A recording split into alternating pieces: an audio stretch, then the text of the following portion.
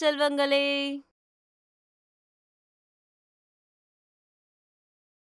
மற்றும் மீண்டும் வருகிறோம்.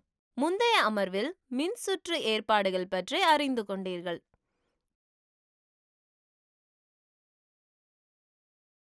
இப்போது இந்த காணொளியில் மின்னோட்டம், மின்சார சக்தி மற்றும் மின் ஆற்றலின் வெப்ப விளைவு பற்றிய சில தகவல்களை காண்போம். கற்றுக்கொள்வீர்கள். இந்த அமர்வின் முடிவில் நீங்கள் புரிந்து கொள்ள முடியும். மின்னோட்டத்தின் வெப்ப விளைவு, சூடுபடுத்தும் ஜூலின் விதி,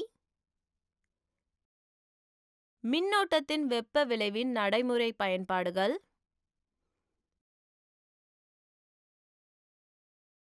மின்சார சக்தி, மின் ஆற்றல். முக்கிய வார்த்தைகள்: வெப்பமூட்டும் விளைவு, வெப்பமூட்டும் ஜூலின் விதி, மின்சார ஆற்றல், அதாவது ஒரு புள்ளியிலிருந்து மற்றொரு இடத்திற்கு எலக்ட்ரான்களின் இயக்கத்தால் உருவாகும் ஆற்றல். மின்சார சக்தி. அமர்வை தொடங்குவதற்கு முன் இந்த கருத்து வரைபடத்தை பார்ப்போம்.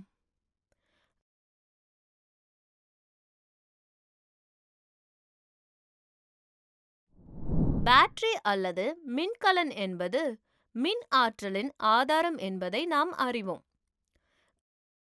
களத்தில் உள்ள ரசாயன எதிர்வினை அதன் இரண்டு முனையங்களுக்கிடையில் மின்னழுத்த வேறுபாட்டை உருவாக்குகிறது. இது மின்தடை அல்லது பேட்டரியுடன் இணைக்கப்பட்ட மின்தடயங்களின் அமைப்பு மூலம் மின்னோட்டத்தை ஓட்டுவதற்கு எலக்ட்ரான்களை இயக்கத்தில் அமைக்கிறது. மின்னோட்டத்தை பராமரிக்க மூலமானது அதன் ஆற்றலை செலவழிக்க வேண்டும். இந்த ஆற்றல் மின்கலன். மூலத்திலிருந்து வரும் ஆற்றலின் ஒரு பகுதியை பயனுள்ள வேலையாக மாற்றலாம், அதாவது மின் விசிறியின் இறக்கைகளை சுழற்றுவது போல. மீதமுள்ளவை வெப்ப ஆற்றலாக மாற்றப்படும். இவ்வாறு ஒரு கம்பி வழியாக மின்சாரம் மின்கலனாவதால் வெப்பம் உற்பத்தியாகிறது.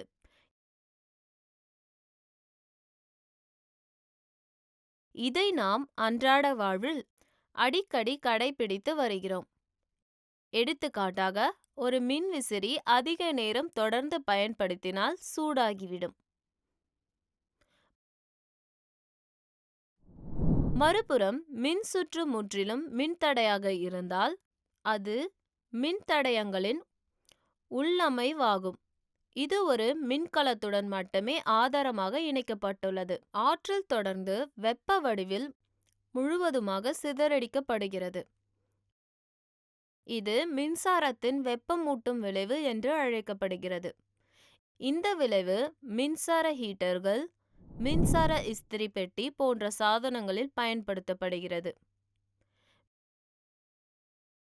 மின்தடயம் R இன் மின்தடயத்தின் மூலம் பாயும் மின்னோட்டத்தை கவனியுங்கள். அது முழுவதும் மின்னழுத்த வேறுபாடு V ஆக இருக்கட்டும். T என்பது ஒரு சார்ஜ் Q முழுவதும் பாயும் நேரமாக இருக்கட்டும். V இன் மின்னழுத்த வேறுபாட்டின் மின்தடையின் முனையங்களில் சார்ஜ் Q-வை நகர்த்துவதில் செயல்படும் வேலை VQ ஆகும்.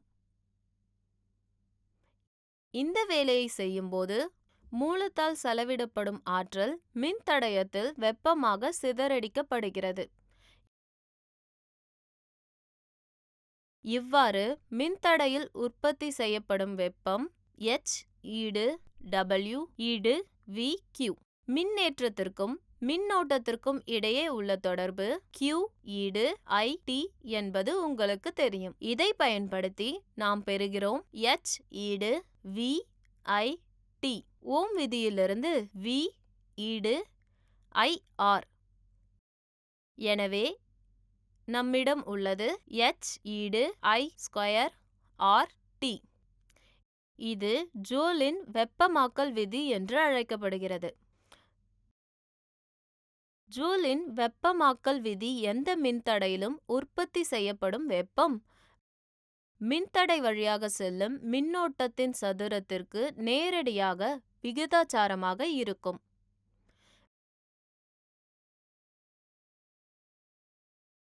மின்தடையின் எதிர்ப்பிற்கு நேரடியாக விகிதாசாரம் ஆகும். மின்தடையின் வழியாக மின்னோட்டம் செல்லும் நேரத்திற்கு நேர் விகிதாசாரம் ஆகும்.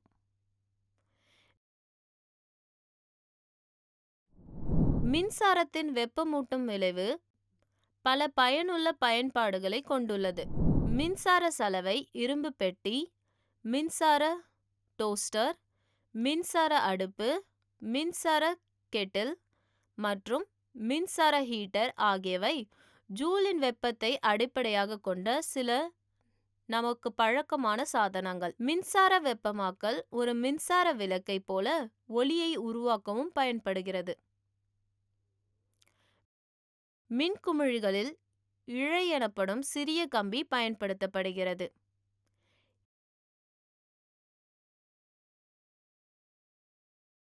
இழை உருகும் புள்ளி மிக அதிகமாக இருக்கும் ஒரு பொருளால் ஆனது.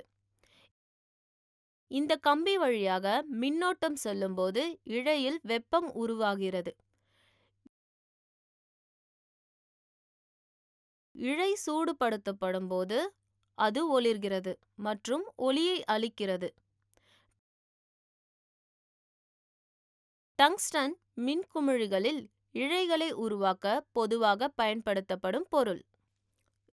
ஜூலின் வெப்பமாக்கலின் மற்றொரு பொதுவான பயன்பாடு மின்சார சுற்றுகளில் பயன்படுத்தப்படும் உருகி ஆகும். எந்த ஒரு உயர் மின்னோட்டத்தின் ஓட்டத்தை நிறுத்துவதன் மூலம் இது மின்சுற்றுகள் மற்றும் சாதனங்களை பாதுகாக்கிறது. உருகி சாதனத்துடன் தொடரில் வைக்கப்படுகிறது.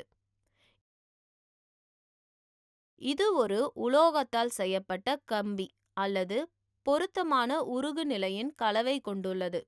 எடுத்துக்காட்டாக அலுமினியம், தாமிரம், இரும்பு, ஈயம் போன்றவை. குறிப்பிட்ட மதிப்பை விட பெரிய மின்னோட்டம் சுற்று வழியாக பாய்ந்தால் உருகி கம்பியின் வெப்பநிலை அதிகரிக்கிறது. இது ஃபியூஸ் வயரை உருக்கி மின்சுற்றை உடைக்கிறது. ஃபியூஸ் வயர் பொதுவாக பீங்கான் அல்லது உலோக முனைகளுடன் ஒத்த பொருளின் பொதியுறையில் பொதிந்திருக்கும். பொதுவாக சக்தி என்பது வேலை செய்யும் வீதம் அல்லது ஆற்றலை செலவழிக்கும் வீதம் என வரையறுக்கப்படுகிறது. இதேபோல் மின்சார ஆற்றல் என்பது மின் ஆற்றலின் நுகர்வு விகிதம் என வரையறுக்கப்படுகிறது. இது மின் ஆற்றல் வேறு ஏதேனும் ஆற்றலாக மாற்றப்படும் விகிதத்தை குறிக்கிறது. ஒரு மின்னோட்டம் I மின்தடை R மின்கடத்தின் வழியாக Tக்கு பாய்கிறது என்று வைத்துக்கொள்வோம். பிறகு கடத்தியின் இரு முனைகளிலும் உள்ள மின்னழுத்த வேறுபாடு V ஆகும். எனவே மின்சார சக்தி என்பது மின்னோட்டத்தின் உற்பத்தி ஆகும் மற்றும் மின்னோட்டம் ஒரு சுற்றுக்குள் செல்லும் மின்னழுத்த வேறுபாட்டின் விளைவாகும். மின்சார சக்தியின் SI அலகு வாட் ஆகும். ஒரு ஆம்பியர் மின்னோட்டம் ஒரு கடத்தியின் முனைகளில் செல்லும்போது அது 1 வோல்ட் சாத்தியமான வேறுபாட்டில் உள்ளது. அப்போது மின்சார சக்தி P ஈடு 1 வோல்ட் பெருக்கல் 1 ஆம்பியர் ஈடு 1 வாட். வாட் என்ற அலகு மிக சிறியது. எனவே உண்மையான நடைமுறையில் நாம் கிலோவாட் எனப்படும் மிக பெரிய அலகை பயன்படுத்துகிறோம். இது 1000 வாட்களுக்கு சமம். மின் ஆற்றல் என்பது சக்தி மற்றும் நேரத்தின் விளைபொருளாகும். மின்சார ஆற்றலின் அலகு வாட் மணி நேரம், அதாவது Wh ஆகும். ஒரு வாட் மணி நேரம் என்பது ஒரு மணி நேரத்திற்கு 1 வாட் மின் சக்தியை பயன்படுத்தும் போது நுகரப்படும் ஆற்றல் ஆகும். மின்சார ஆற்றலின் வணிக அலகு கிலோவாட் மணி நேரம் அதாவது kWh பொதுவாக அலகு என அழைக்கப்படுகிறது. ஒரு kWh ஈடு 1000 வாட் பெருக்கல் 3600 வினாடி ஈடு 3.6 பெருக்கல் 106 வாட் வினாடி. நினைவில் வைத்துக் கொள்ளுங்கள். மின்தடையில் சிதறடிக்கப்பட்ட மின் ஆற்றல் W ஈடு V பெருக்கல் I பெருக்கல் T ஆல் வழங்கப்படுகிறது. ஜூலின் வெப்பமாக்கல் விதி H ஈடு 12 RT ஆகும். மின்சார சலவை இரும்பு சாதனம் மின்சார டோஸ்டர், மின்சார அடுப்பு, மின்சார கெட்டில் மற்றும் மின்சார ஹீட்டர் ஆகியவை ஜூலின் வெப்பத்தை அடிப்படையாக கொண்ட சில பழக்கமான சாதனங்கள். மின் ஆற்றல் என்பது மின்னழுத்த வேறுபாடு மற்றும் மின்னோட்டத்தின் விளைபொருளாகும். சக்தியின் SI அலகு வாட் அதாவது W ஆகும். மின் ஆற்றல் என்பது சக்தி மற்றும் நேரத்தின் விளைபொருளாகும். மின் ஆற்றலின் வணிக அலகு கிலோவாட் மணி நேரம் அதாவது kWh ஆகும். ஒரு kWh ஈடு 36 லட்சம் J ஈடு 3.6 பெருக்கல் 106 J.